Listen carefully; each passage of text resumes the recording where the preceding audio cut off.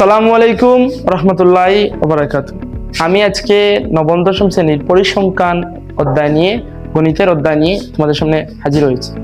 আজকে আমি পরিসংখ্যান নিয়ে বিস্তারিত বলবো, কারণ সপ্তম শ্রেণী ষষ্ঠ শ্রেণীর মতো অষ্টম শ্রেণীর মতো এই পরিসংখ্যান নয়। এখানে কিছু অনেক বিস্তারিত সূত্র রয়েছে। 9-10-এর এই সূত্রগুলা জানতে হবে, তারপর আমাদেরকে ম্যাথ সলভ করতে হবে। আমি আজকে কিছু বেসিক ফর্মুলা নিয়ে তোমাদের সাথে আলোচনা করব, তোমরা এই ক্লাসটি এনজয় করতে পারবে। চলো শুরু করা যাক। আমরা প্রথমে শিখব মধ্যক, এরপর ধাপে ধাপে ক্রমান্বয়ে আমরা প্রচুরক, গাণিতিক গড় এগুলা নিয়ে আলোচনা করব। মধ্যকের একটি সূত্র রয়েছে। মধ্যককে লেখা যায় এল প্লাস, মধ্যককে বিশেষ করে লেখা যায় L plus n/2 minus fc into h/fm। এখন আমি বোর্ডে এই সূত্রগুলা লিখি। L plus n/2 minus fc into h/fm।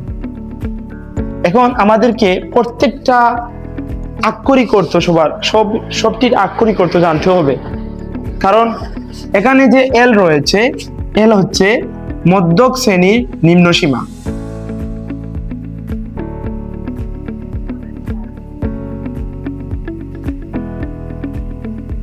এবং এন হচ্ছে গণসংখ্যা। এখন এই n/2 কেন এখানে আসলো? n/2 এর অন্যতম প্রধান কারণ, এটা থেকে আমরা মধ্যক শ্রেণী প্রথমত বের করতে হবে। যদি কোনো একটি গণসংখ্যা 40 দেওয়া থাকে, তাহলে সেটার মোট গণসংখ্যা হবে n এর মান 40। সেটা থেকে আমরা 40-কে 2 দ্বারা ভাগ করব, মানে n কে 2 দ্বারা ভাগ করব। n কে 2 দ্বারা ভাগ করার পর যে যততম পদ আসবে, সেই পদ থেকে আমাদের মধ্যক শ্রেণীর মান বের করতে হবে।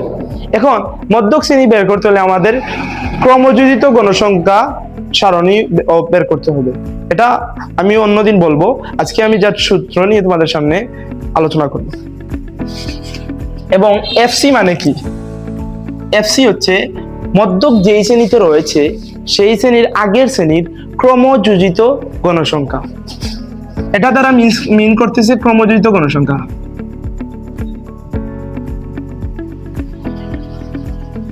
এখন তোমাদের বুঝতে হবে এটা কোন ক্রমযুক্ত গণসংখ্যা।